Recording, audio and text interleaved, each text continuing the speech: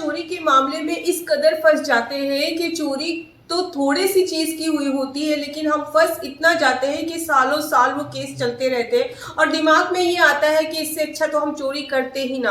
हो सकता है कि आपके ऊपर झूठा आरोप लगा हो चोरी का, आपने चोरी की ही ना हो, लेकिन फिर भी वो केस चलता जाता है, चलता जाता है, चलता जाता है। ऐसे में करे तो क्या करे? तो चलिए जानते हैं आईपीसी 379 और 411 में यानी कि चोरी के मामले में बरी होने का तरीका क्या है और किस तरह से हम थोड़े समय में इस केस को खत्म कर सकते हैं। मैं एडवोकेट पिंकी राजगुरु और आज आपको बता रहे हैं कि किस तरह से आप चोरी के मामले में आईपीसी 379 411 में बरी हो सकते हैं, क्योंकि इस केस में जो है 3 साल तक की सजा हो सकती है। कई बार होता क्या है कि चोरी हो गई है लेकिन आपको पुलिस ने नहीं पकड़ा है। तो अगर ऐसी कंडीशन है कि चोरी हो चुकी है और पुलिस ने अभी तक आपको नहीं पकड़ा है, तो आप एंटीसिपेटरी बेल ले सकते हैं। देखिए, इसमें 2 बातें अहम होती हैं कि कौन सी चीज आपसे बरामद हुई है या बरामद की हुई चीज कितने रुपए की थी। अब मान लीजिए 1000 की, 2000 की, 10,000 की थी, 15,000 की थी, ऐसी कोई चीज आपसे बरामद हुई है तो आसानी से इसमें आपको जमानत मिल सकती है। अब मान लीजिए आपने किसी का पर्स चुराया था या वैसे ही वो आपके पास आ गया था, बाद में आपके ऊपर इल्जाम लगा दिया गया कि भाई मेरा पर्स इस आदमी ने चोरी किया है।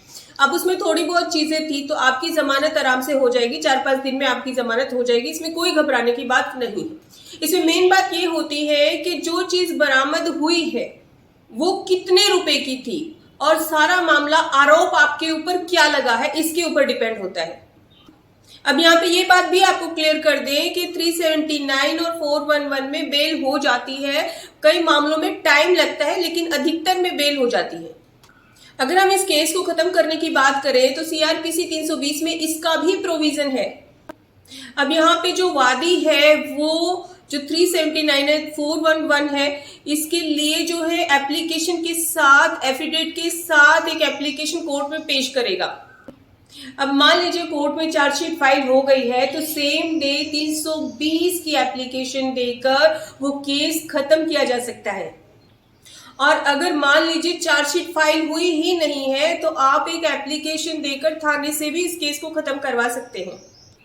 अब मान लीजिए वादी समझौते के लिए तैयार ही नहीं है, तो ऐसे में क्या करेंगे? तो सबसे पहले तो आपको बता दें कि अगर चार्जशीट फाइल हो गई है उसके बाद जो है नोटिस जाता है, नोटिस जाने के बाद वादी को सुना जाता है, एविडेंस को देखा जाता है, प्रॉपर वे में फैक्ट्स को देखा जाता है और इसमें भी अगर आपका कहीं ना कहीं मिल जाता है कि भाई हाँ आपने ये चीज चुराई थी, जो चीज है वो आपने चुराई थी, तो भी कोई बड़ी बात नहीं है। सर्कमस्टांसेस को देखते हुए, फैक्ट्स को देखते हुए भी कई बार जो है जज साहब बरी कर देते, लेकिन आपको इस बात में ध्यान रखना होगा कि आप प्रॉपर हमेशा डेट पे जाएंगे और कोई भी ऐसा काम ना करेंगे जिससे कि आपकी छवि जो है जज साहब के सामने बुरी बने, यानी कि गलत, तो भी आप बरी हो सकते हैं।